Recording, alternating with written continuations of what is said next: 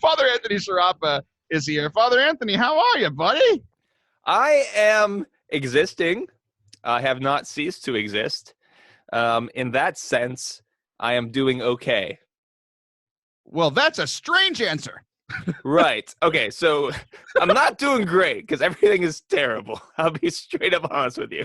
Okay. Let's get into this. Yeah, let's just I like digging into your pain. It's fun for me. Please do. What's going on, buddy? So you are a priest. Yeah. And, masses are canceled. Okay, so I still say mass, but I do it for people who aren't there. It's so weird. So basically, we had all these masses we would do during the week and on the weekends. My diocese, like every diocese in the United States of America right now, has canceled public mass. And it is so freaking weird. So yeah, so we've been doing live stream of our masses and that kind of thing. But it's just not the same. It's just super odd. You know what would have been a really cool thing to have during this, like everybody's live streaming now. Like I'm trying, right. You're trying, like everybody is trying, right? Yeah, it would have been really cool to have a Twitter account with about 19,000 followers right about now, huh? Yeah, man. I mean, here's the thing. I have to remind myself that God doesn't need me. Like God likes to use me. He will, but he doesn't need me. So I'm just telling myself he doesn't need my big Twitter account, that people will survive without it. So in the early 2000s, there's this band called Casting Crowns that wrote every Christian song. You're aware? Yes, I am aware of them. So like what I mean by they wrote every Christian song is that they wrote one song once and then just put different words to it and kept releasing it. Yeah. So like it got kind of cliche after a while, but I'm not gonna lie. Casting Crowns, I saw them in concert. Good stuff when they were first getting started, and there's still one lyric, and it's very similar to what you're just saying, that I've just latched onto forever. And like I'll say it to people. I don't reference Casting Crowns so that I sound smart, but I am now. I'm letting the podcast listeners know. Yeah. He says, how refreshing to know that you don't need me. How amazing to find that you want me. You know, like you don't. So there's like the good side. It's freeing on both sides. It's like, you don't need me. I don't need to run myself ragged, run myself to the bone. You've got this. Like it's just your job, Jesus. I'm just a little helper. And if a job doesn't get done, who gets in trouble? The boss or the little helper? The boss does. He's in charge, right? Yeah, exactly. But even then, it's like he's like, I want you still, and that's really nice to think about. I like a God that wants me. Nobody else does.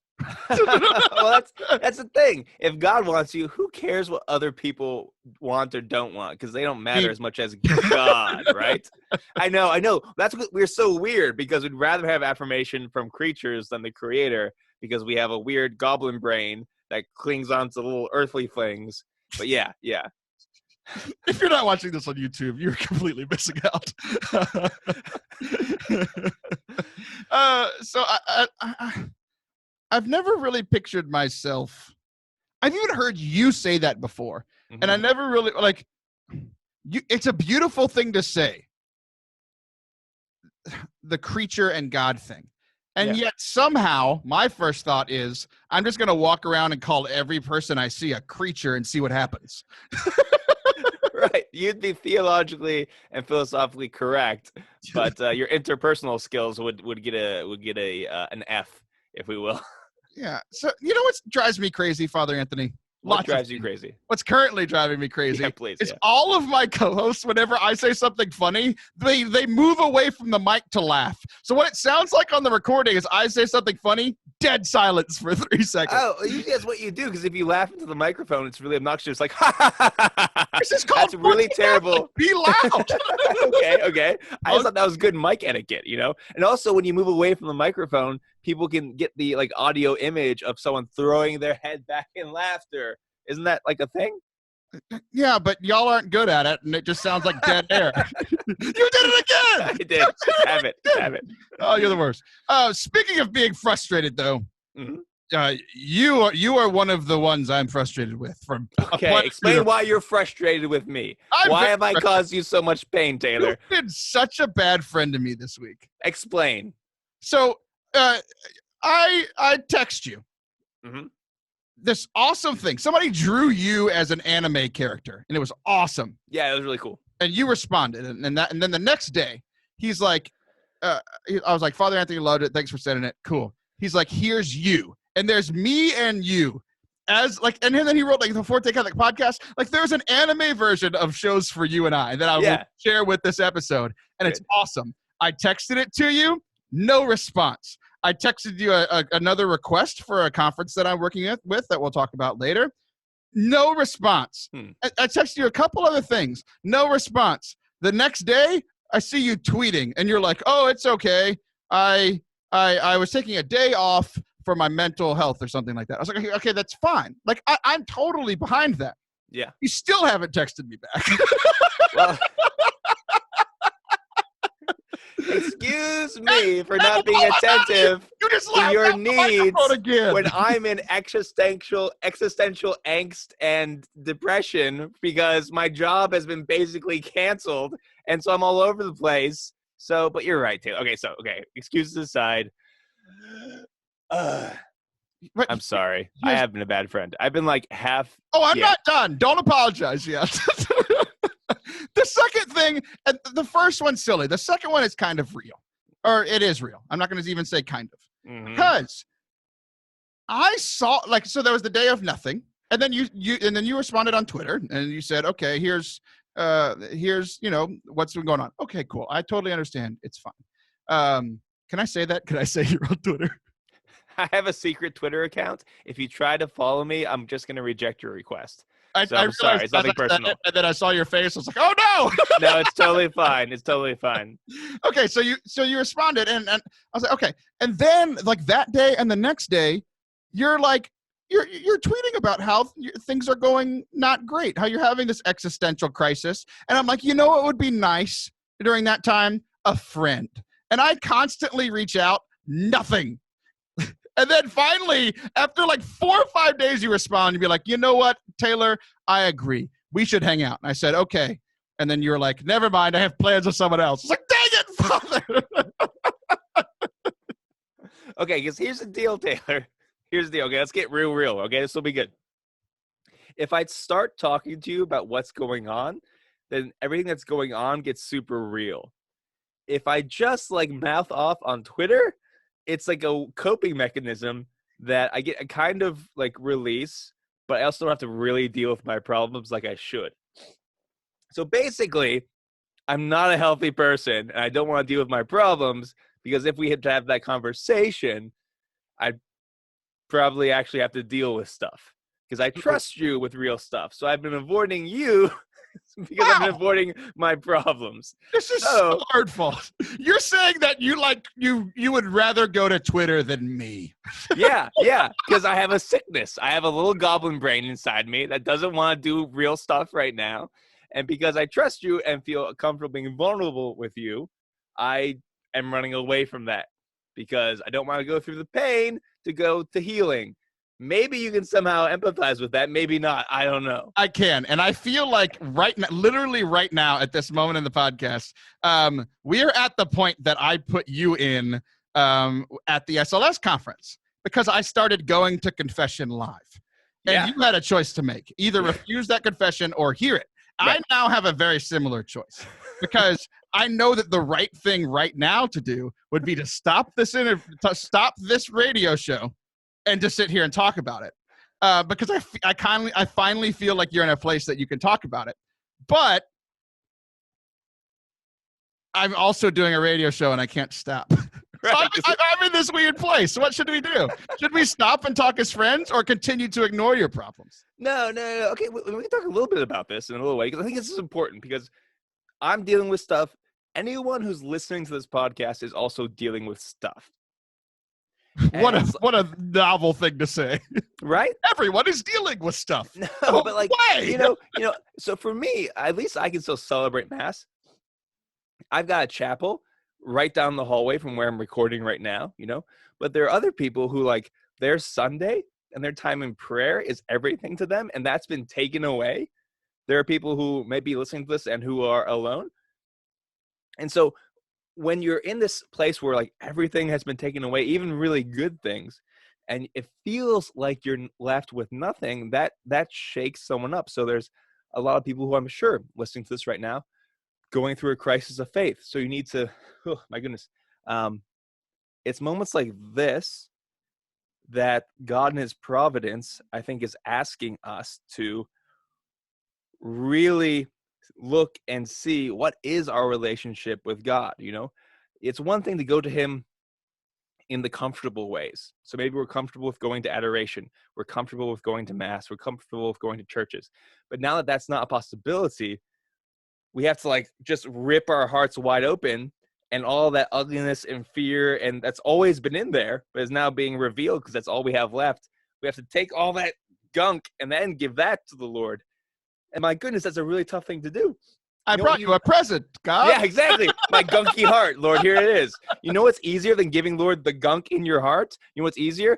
Mouthing off on Twitter. You know what's easier? Playing video games all day Monday. You know what's easier? Ignoring your friends and taking naps. You know, it's all these things we do to numb ourselves, and we have to enter into like the really hard stuff of, oh my goodness, the deepest parts of like the spiritual life and faith and everything. It's very good. Yeah, I'm still mad at you, but it's very good. Okay. So I'd be mad at me. I've been a jerk. This is what's clear from this segment. But no, I totally get what you're saying, because like here's where I've been, and I'm in the same boat of like everything kind of hitting the wall. Like things were rough for a long time, and I did not have the time, energy, capacity to completely deal with it. And now I have all the time in the world. And I can still fill my days with, 15 hours of working on stuff, putting out content, putting out video, doing stuff for other people. I guess seeing my family, like these sorts of things. I can do that. But like really where I've been, like I told people a few weeks ago on the show that like my life had enough suffering in it before Lent started that I decided what I was doing for Lent was just continuing to live my life. And I have never been proven more right in a spiritual decision, because God knew there was more coming. And all of you are like, I'm not going to have soda. And I'm just like, everything's terrible, but I can still drink Coca-Cola. So that's awesome. Yeah, but like, here's the thing is like, it has been hard for me. It has been very difficult for me, and I've essentially like given up on Lent because Easter is canceled. Because Pope Francis says like most people's lives feel like Lent without Easter. So I don't want to be that person, because it's literally the opposite. So like part of me is like I should still pray and prayer, fasting, and almsgiving. The other side says I think it's a regular march because there is no Easter. So why am I still doing Lent? Yeah. I think most of the time we get to choose our Lent, right? We choose what we give up. This year, Lent has chosen you. like I don't care what you're fasting from. This is Father Anthony's personal opinion. I don't care what you're fasting from. Stop. Because right now you're fasting from the Eucharist. So guess what? You can have your chocolate or your freaking soda or whatever. That's fine, right? And it's my goodness. Yeah, I don't know.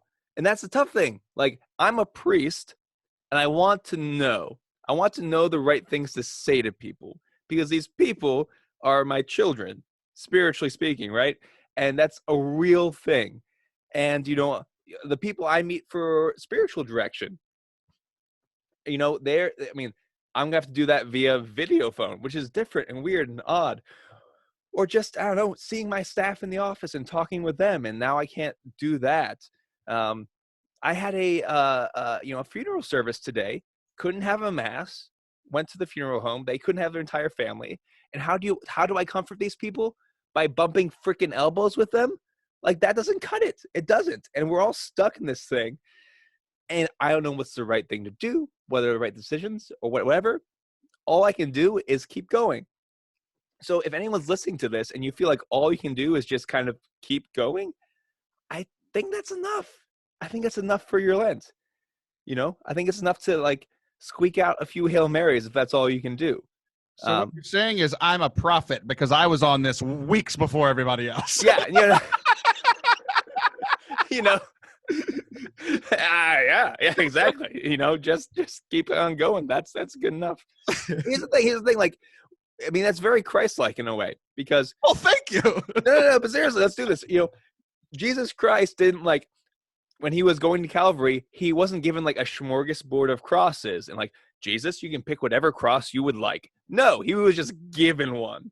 If you look at Stations of the Cross artwork, whenever it says he picks up his cross for the first time, the cross is always coming in the art from above. Because the idea is that even though, yeah, the Romans gave him the cross, or, you know, the Jewish leaders put him in this situation, ultimately, he was accepting the will of the Father. So the cross comes from above. So in a sense, the cross comes from the Father. So right now, we've all been given a cross. It might not make a lot of sense. But it's going to be real. It's going to be way more real than any other crosses you've chosen for yourself. Like right now, this is the real stuff of holiness.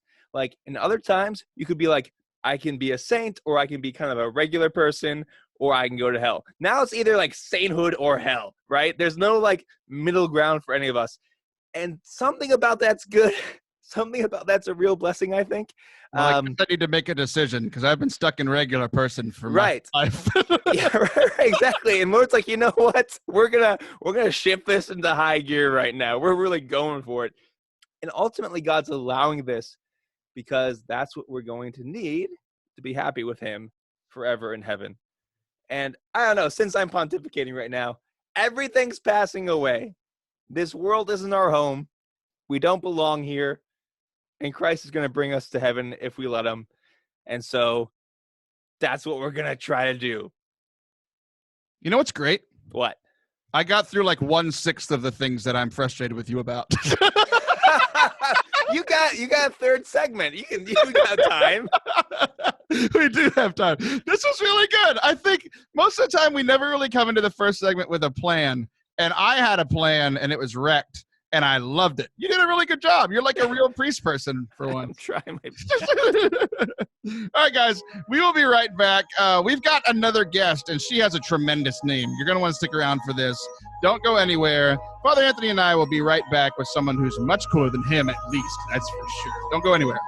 Welcome back to Forte Catholic. I am Taylor Schroll, still hanging out with the good old Padre, Father Anthony.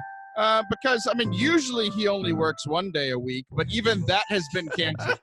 So he has literally nothing to do, literally nothing at all. And honestly, because he's not preparing for homilies, he hasn't been using his brain all that much. So he has nothing much to say. So we had to bring somebody else in to make up for what is lacking in Father Anthony. Father Anthony, are you okay over there, bud? I'm upset by how accurate your joke was. It cut a little bit too close to home. What's funny is it was completely a joke, and I didn't realize I was being truthful. It's a little bit more truthful than I would like to admit. If I was a better person, I'd apologize. But I'm a better radio host than I am person, so I have to introduce our guest today. Our guest today is Taylor, and I know it's very confusing. I got interviewed on this show, which was very confusing a few weeks ago because Liv Harrison's a crazy person.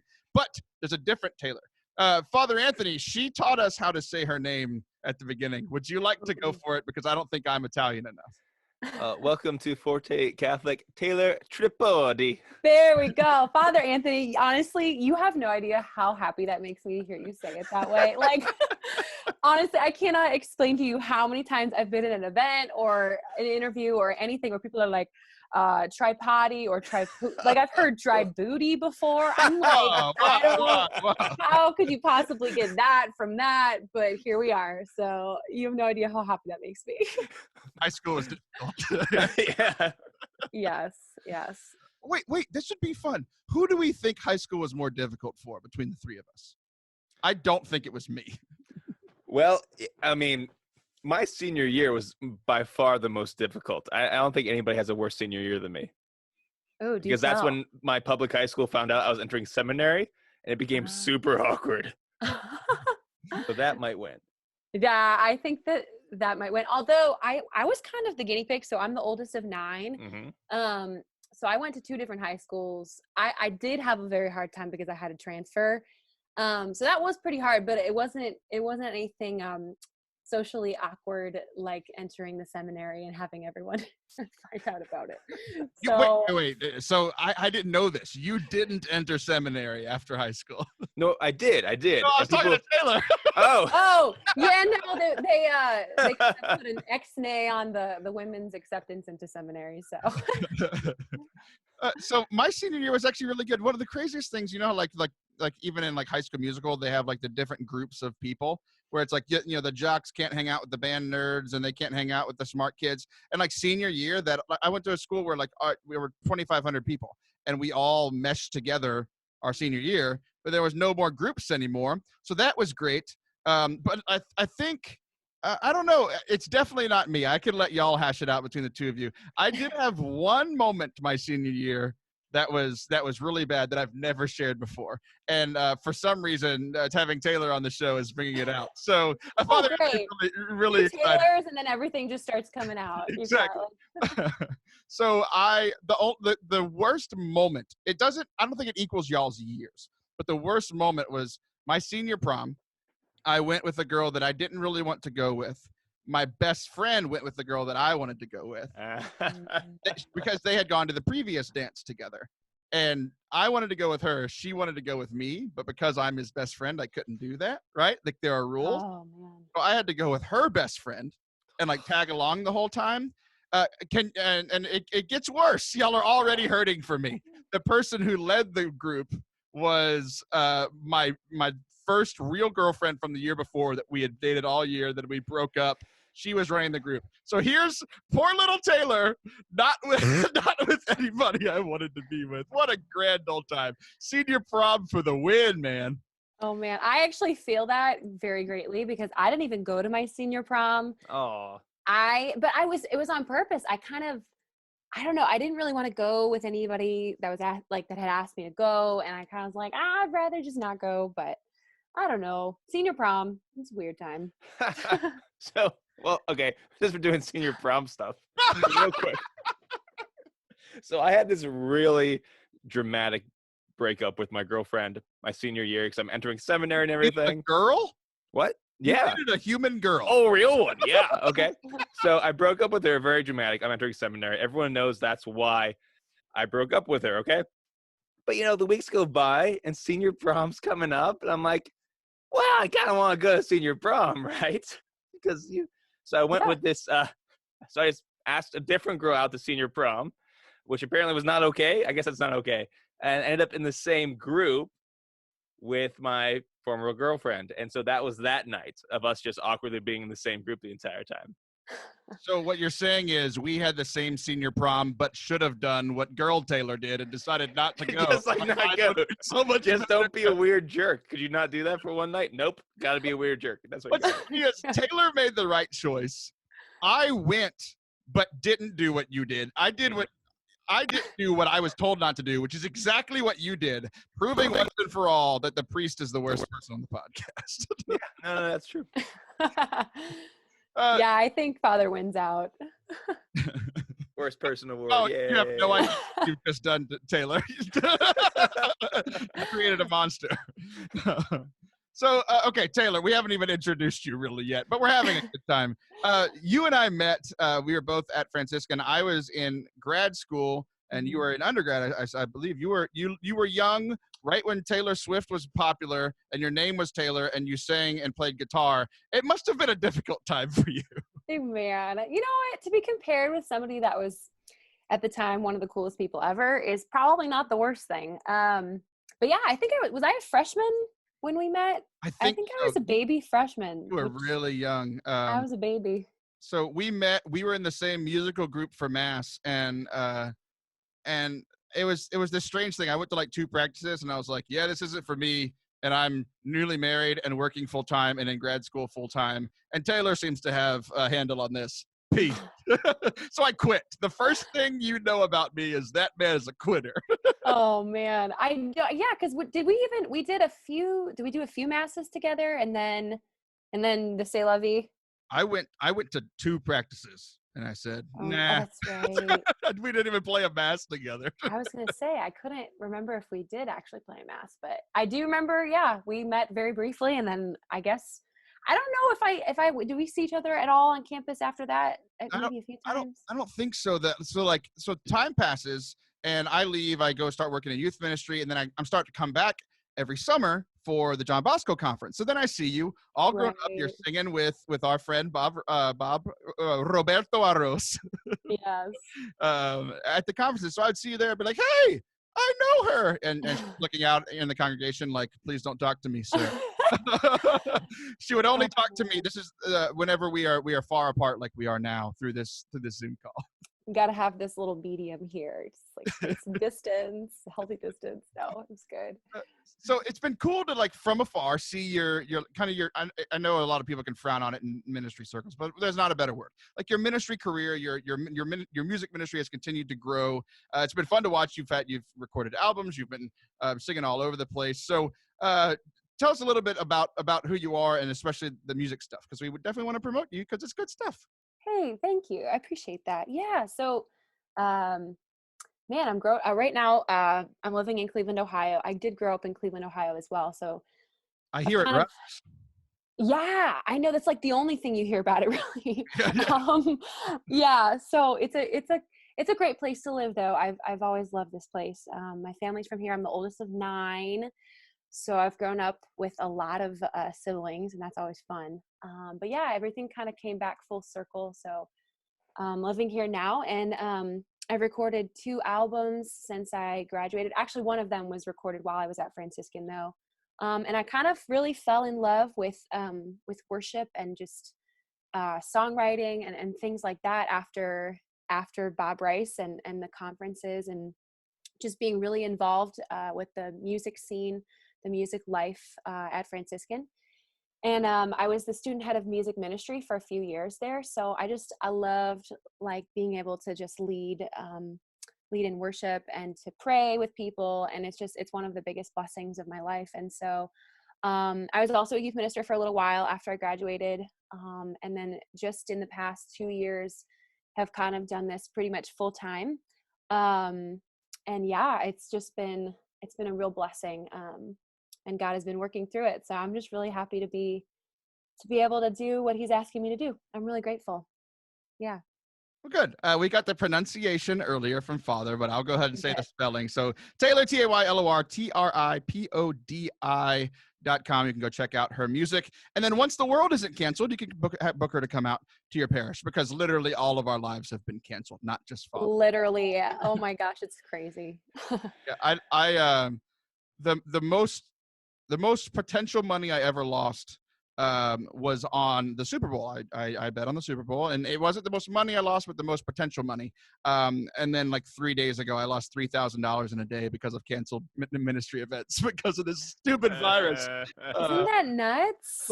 It's the worst. So I can only imagine doing this full time. It must be crazy. But it is.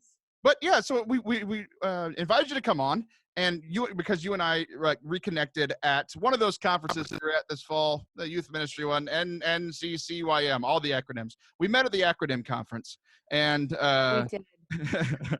I got to come hang out at your booth for a little while. It was cool, but I was like, okay, what are we going to talk about? And I was like, what's been going on for you recently? And you said this year there's been one specific theme that's been kind of running through the year, and as your eyes get big, if you're listening to this on the podcast, you got to go at least check out this part on YouTube, on Forte Catholic's YouTube. So Taylor, okay, this is really weird. Every time I say Taylor, I'm like, am I about to say something? What has that theme been for you this year? Oh my gosh. Yeah. So when we were talking about earlier, like just things that are going on in my life, you were asking about music, and I was just thinking, like, honestly, so far this year, we're only, 3 months in now, barely 3 months into this new year. And I think that this year's, even just so far, only 3 months into it, has been super saturated in this theme of surrender for me. And it's something I really feel like the Lord is calling me to, that has been so hard. And I know my eyes keep getting so big because it's so like, it's just like the reality of where I am in my life right now. And I feel like a lot of us can be there. We can be there in different points in our lives. But I really feel like, especially right now, with what's going on in our world, And this recent update in this coronavirus and all this stuff, like I just feel now more than ever like that the Lord has really just been working on my heart to just surrender even more deeply, which is so hard because I am such a control freak. And I love to be able to like know where my life is going. I mean, we all do, right? But man, that has just been a really very big ache in my heart this year, really. So yeah. So I think there's like two kinds of surrender, like the Lord asks of us. One is like we have something and the Lord asks us to give it up. And it's like, okay, and then we can take our time, we choose to give it up. But there's another kind of surrender that's weirder, I think. It's when something is taken from us and we don't have it anymore. Just period. We don't have the thing, whatever the thing it was, whether it's like a mental thing or a physical thing, it's gone. But we still hold on to the ghost of that thing, like very tightly and very desperately. And the Lord wants us to give that up. And I feel like that's way harder. Like the surrender of just accepting that this is the reality you're in. You no longer either have the comfort or the relationship, or maybe it's the job or whatever else. Like letting go of what you already don't have, weirdly, I feel like is more difficult than even letting go what you do have. Totally. So, Taylor, I need to connect with you here just for a second. Have you ever tuned out during a homily? Oh gosh, I would hope that I'm human enough to have that be a common experience between everyone. But yes, I have. So what just happened was, and Father Anthony sees where this is going, so he just walked away. I definitely tuned out of what Father was just saying. And I tuned back in at the moment where he is like grabbing this invisible ghost. And I'm like, what could he possibly be talking about? Because I tuned out because I realized my door is open. So, and then I tuned back in and I was like, what is this man? I mentally leave the show for 12 seconds and I come back and he's grabbing ghosts. What's going on? Taylor Schroll, that was one of my few moments of actually giving like good priest advice. You know how that happens occasionally on this podcast? You missed it. Father Anthony, you're Italian. The Italian's coming out. You're using your hands. You gotta use your hands. It's an Italian thing. This is hilarious. Okay, so Taylor, here's kind of where I'm sitting. We've been talking about this throughout the rest of the show. It's like it seems like just wave after wave after wave of stuff is coming, and you've been focusing on this surrender since the beginning of the year. And like one of the things that I find really difficult in the spiritual life is if I start trying to do something. Look, I'm going to focus on surrender January 1. And then I try to focus on surrender January 15, February 1st, February not 30th, because that doesn't exist. But like, you know, as it keeps going, I'm going to surrender more. And then at some point, I'm just like, everything's just getting worse. The more I surrender, the worse things get. How have you been able to keep going with all these waves just crashing over you over and over again? I feel like I keep going back to this idea of poverty, and how the more that we surrender, the more we become empty, and then the Lord can come and fill us up. So I've kind of just in those moments when I'm struggling so much, that I just try to remind myself, like when I'm trying to fill myself up myself, when I'm trying to be self-reliant, when I'm trying to take matters into my own hands, that's when things just really come apart, honestly, for me. But it's in that posture of like surrender that we can let go of the things that are keeping us from, you know, fully entering into that life that Christ wants to give us. And so like lately when I've just been so afraid, I try to remind myself that it's like, when I'm feeling empty, that those are the moments that I'm in that like childlike posture where the Lord can just come and fill me up. And it's super funny because in January of this year, when I was like praying before the Lord in the Blessed Sacrament, I was just thinking, like I was just praying, and a lot of times just being a musician, I'm sure you guys can relate, you know, we all love music, but one of the ways that I love to pray is just with worship. And so like kind of like my theme, this is the first year that I've ever had a theme song. It's so dumb. The reality of like where I am in my life. I'm like, this is just so corny, but like, this is where I am. But there's this song by Bethel, and it's just, I can't even remember the name of the song right now for the life of me, but it's so beautiful. There's these lyrics that say, whatever it looks like, whatever may come, I am yours. And it's like, it's this whole song. It's like we have no idea what this future holds. We don't know what this year, like I just was like praying in front of the Blessed Sacrament, listening to these lyrics, listening to this song. I was like, whatever it looks like, whatever may come, I am yours. And like, here we are right now, kind of like what Father Anthony was saying about like, there's the surrender where we have to let it go. And then there's the surrender where things are taken away from us and we have to like, just live in that place. And right now we're kind of all in that place where it's like, things are just being stripped away from us. But like, I just keep going back to that mentality of like poverty. Like it's in this poverty when these things are being taken away from me that like, this is where the Lord wants me so that he can come and fill me up. And that's just where I'm just like trying to remind myself that like, that's where I need to be. So, yeah. So I know they didn't let you into seminary straight out of high school, but that was a great pseudo homily, much better than whatever the heck Father Anthony was trying to do. Oh my gosh.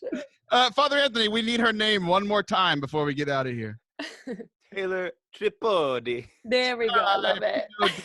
TaylorTripodi.com. Taylor, thanks so much for coming to hang out with us. I appreciate it. You guys are All great. Right.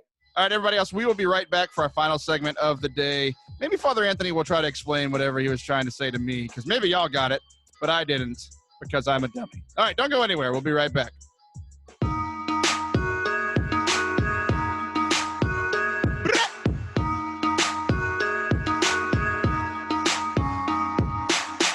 Welcome back to Forte Catholic. Father Anthony and the second best Taylor on today's show, still here, hanging out. You want to do that name one more time, Father? Yeah, Tripodi. Tripodi, hey. I really want to eat gnocchis now. Yeah, eat some gnocchi. That's why, because my last name, I usually tell people it's Sciarappa. But if you want to like really, if you really want to Goomba it up a little bit, you go, Sciarappa. I'm allowed to use Italian slurs. I'm Italian. Well, that's okay. I didn't know that's what was happening, because you started saying something. You started laughing and like uncontrollably and like getting. I'm like, what is happening? Because I was thinking of a worse Italian slur, and then I brought it down a notch. And somehow I still feel like it was bad. Mm-hmm. It was a little bit bad. Sure. So I'm gonna just power through it. And you didn't get an apology earlier, but I will apologize on behalf of Forte Catholic for whatever the heck you just said. Fair to enough. All of our Italian listeners. And maybe someone from Budapest as well. So last segment, I tuned out while you were talking, and I'm going to attempt to only do that 50% of this segment. So you were talking about holding a ghost in your hands. First of all, how is that even possible? Like, that's where I came back and I was like, what? Okay. So I was talking about two ways we have to give stuff up spiritually, right? And so tell me what you think about this. This is what I think. There's two ways. One is you have something and you have to give it up, right? So maybe you have to give up the job you have and choose a different one. You have to, let go of a certain spiritual practice and take up another one. Whatever it is, you have it. The Lord's asking you to give it up. You choose to give it up. The other one is something is taken from you, right? So like right now, a lot of stuff has been taken from us from the coronavirus and all that just stuff. And after it's been taken from you, you then have to accept the situation you're in. So even though it's gone, you're still holding on to it in some way. So it's like you're holding on to the ghost of the thing, which you can't do, but you're still trying to do desperately, right? And I think that second way is sometimes more difficult to give up than the first way. Okay. I think I understand. I understood everything until once again you're trying to hold a ghost in your hands, and apparently you've never seen Ghostbusters. No, that's the point, though. That's why it's a good image, because you can't hold on to a ghost, but you're trying to, just like you're trying to hold on to the old situation that's no longer there. It's a good metaphor. I'm sticking to it. No. I'm going to fix it for you.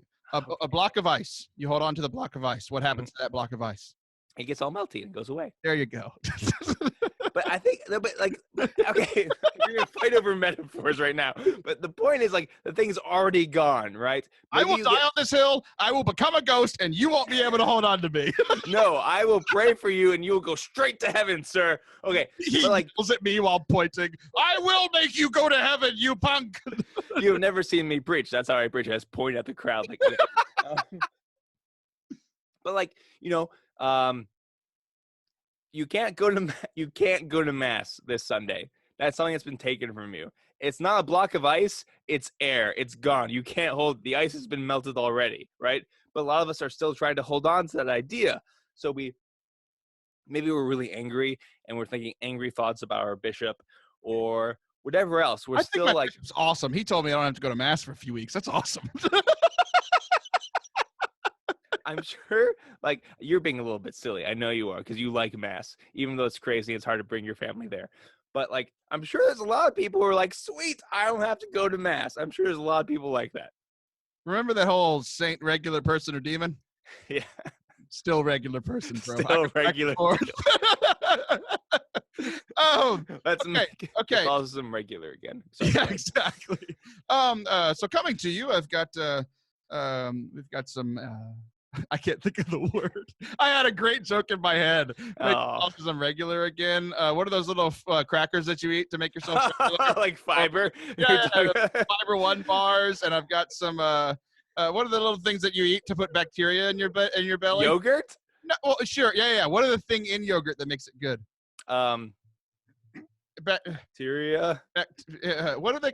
A lime. Oh. Probiotic. There you go. There we go. Thank you. My goodness. So remember that moment 30 seconds ago where I started, you said something and immediately I started talking? 30 seconds later, the great joke hit my head and it was way too late. Forte Catholic, the probiotic of Catholic podcasts. Making you regular again since 2015. Okay. Somebody's listening to this on the toilet and it's just really funny for them. Hello. What were we talking? Oh, yeah. Ghosts and... Two kinds of giving things up. So, you said the second one is more difficult. I personally am much better at the second one than the first one. Okay. Because in the second version, I can't do anything about it. Mm-hmm. And it wasn't my choice. I'm better in those situations than like, I'm going to choose to give something up and I'm like 2 weeks into Lent and I'm like, yeah, but I can have fast food. I said I could give that up, but it's not under pain of mortal sin.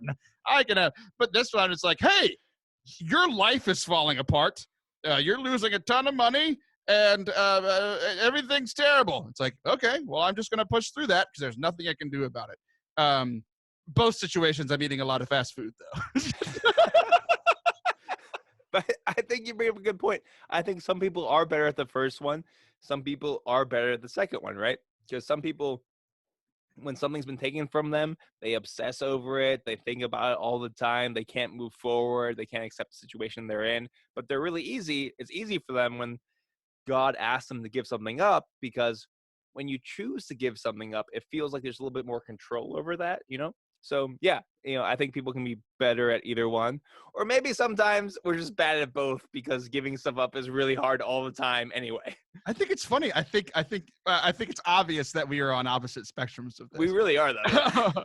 which says a lot. I'm just like, hey, friend, my whole life's falling apart and I have a ton of time. You want to hang out? And you're like, everything's falling apart and I don't want to talk to anyone. Okay, bud. I'll be here when you're ready. Okay. Something else happened this week. We just got like a bunch of random stuff here for this final segment. Sure. There's a St. Joseph story. Am I remembering correctly? So it's St. Joseph's feast day. Am I remembering correctly that there was this crazy thing? You called me about it. There's a crazy thing where somebody else was preaching at like an interdenominational thing. Wasn't it about St. Joseph? Do you remember that? Yeah. I told you about Have you shared this on the show before? I have not. Should I? I guess I have to now, right? I think so. So let me share mine while you collect your thoughts. I don't have any content on this. I've got to give mad props to John Blevins, one of our friend, our co-host here on the show. I will never give props to John Blevins. You hear that, John? Never. No. You will after this. Did you see his tweet about St. Joseph? And maybe it won't be as funny to you because your name is Father, but you're not actually a father. It's very confusing. I saw his tweet and it said, "In honor of Saint Joseph, I won't be talking to my family today." And I thought it was so funny because it hits on the virus because we're all stuck with our families and we're all tired of each other. And then the other thing is St. Joseph not talking. I thought it was the greatest tweet of the week. Props to John Blevins. You know, I saw the way Twitter works. I saw that you liked that tweet. And I did think to myself, Taylor would like that tweet. I do. It was good. It was a good tweet. Objectively speaking, it was good. For sure. Okay. So Joseph story time. I work at a Presbyterian college. No, basically. correction. You worked there. I used to work at a Presbyterian college before they canceled all the classes, and I can't see my students anymore, and I miss them so much, and I'm sad. Okay, but when things were normal around Christmas time, they have their Christmas Vespers, you know? So I went to the Christmas Vespers, and it was really wonderful because, I mean, this is college students, so they had an orchestra and a choir, and, like, I was hearing hymns beautifully performed, more beautiful than I've ever heard in a Catholic church, you know? So I'm like praying and singing the hymns or having students doing readings, and it's great. And the other minister there, who's kind of like the head of all the spiritual stuff on campus, great guy. He's been very good to me. You know, he's invited me to all these things. He's a wonderful, wonderful, wonderful, wonderful man. Okay. It's his job to preach at this thing. And it says on the program, because Protestants, they name their homilies, basically, right? So it's the wonders. Put that word on them. Their sermons are much better than homilies. Okay, their sermons, they name them. You say that priests do work one day a week. Those Protestant ministers, I'm calling them out. They really work one day a week. If you can work, who are listening, he's pointing again. I know. If you can spend an entire week on one sermon, you're not busy enough. Okay, that's not true. I know a lot of Protestant guys who they work really hard. Okay, anywho, his is called The Wonders of St. Joseph. And I'm like, awesome. I can't wait to hear him preach. You know, I love St. Joseph. He's my dude. St. Joseph was, I use his icon for the ordination card when I was ordained to give out to people. I love St. Joseph. Oh, I didn't know that. Yeah. I'll give it to you someday. St. Joseph is the most famous Italian saint, obviously. Exactly. Hey, you get okay. So during the program, we're both sitting on stage, and he walks off stage. And I'm thinking, you know, he's in charge of this whole thing. Maybe he has to take care of something. But, you know, a few songs and readings go by, and he's still not on stage. And I'm like, you know what? I'm not going to be the only cleric on stage. So I go sit in the crowd. And it gets closer and closer and closer to when it's his time to preach, and I'm freaking out. Where is he? Has there been some kind of emergency? Is a student sick? Well, I have to get up and preach. What's going on? It's right before he's about to preach. I don't see him. All the lights go down, and then one spotlight goes up over a little workbench, and out comes this guy. And he's dressed as St. Joseph. He's got a big old beard. He's got like a worker's apron. He walks out. He says shalom and a few other Hebrew words, which God bless him, I think he mispronounced, but he did his best. It wasn't. Since it was just random words. It was like shalom l'chaim, something, whatever, you know. And then he just. How many different ethnic groups do you think you're going to offend this show? Well, I got two down, you know. My grandmother might have been Jewish. That's another story for another time. Anyway, so he begins just to tell St. Joseph's story in the first person. And I was just dying laughing the entire time because it wasn't necessarily adding anything to the story. He was just talking about, well, first of all, he was talking about how much he loves Mary and can't wait to marry him and just marry her. Sorry. Yeah. Can't wait to marry her. This got interesting real quick. I know. It wasn't that bad. Like, he loves Mary, can't wait to marry her. And I'm like, just hearing someone say that out loud, I'm like, you're not allowed to say that about Mary because you're not really Joseph. It's weird when you say it. But he just did this whole thing as St. Joseph. In persona Christi all the time. You're not someone else. You can't say that. But I got ordained. I got oil on my hands that made me a different thing. Okay, for those of you not watching, his hands are going amazing. He pointed at his head. He said, I got oil on my, and he pointed at his head, and then right at the last minute, he said hands. Right, because oil on your head, I think, is for a bishop. So I'm not a bishop yet. Or a baby. Same thing. Or a baby, right? Some of my friends would say I am a big baby. But anyway, it was just the weirdest thing. And, people talk about how, like, that's all I'll say. It was really a very odd experience, but I loved every second of it because it was weird, but I wasn't in charge of it, so I was along for the ride. Well, good. I'm very proud of you. That's suddenly how I feel on my own show.